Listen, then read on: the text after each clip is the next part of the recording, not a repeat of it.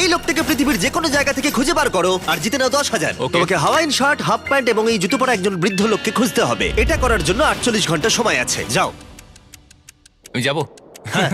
ওকে, আমি এখন যাচ্ছি কাবো, কারণ আমার ছবি দেখে মনে হচ্ছে লোকটা সমুদ্রের কাছাকাছি থাকে। আমি এই মিস্টার ইমোজিকাইকে খোঁজার জন্য যা খুশি তাই করতে পারি। যখন আমি প্রথম মেক্সিকো গেলাম, প্রথমেই আমি একটা বোট রেন্ট নিলাম। আমি অনেকগুলো বয়স্ক মানুষ দেখলাম, কিন্তু কেউ তাদের মধ্যে হাওয়াইন শার্ট পরেছিল না। ওরা ওখানে অনেকজন ছিল, কিন্তু তাদের মধ্যে কেউই একটা হাওয়াইন শার্ট পরেছিল না। আমি একটা পারফেক্ট ম্যাচ খুঁজে তো পেলাম, কিন্তু উনি এটা খেলতে চান না। নতুন প্ল্যান, আমি 10টা হাওয়াইন শার্ট কিনলাম আর তাদেরকে দিলাম, দেখি তারা এটা পরতে চায় কিনা।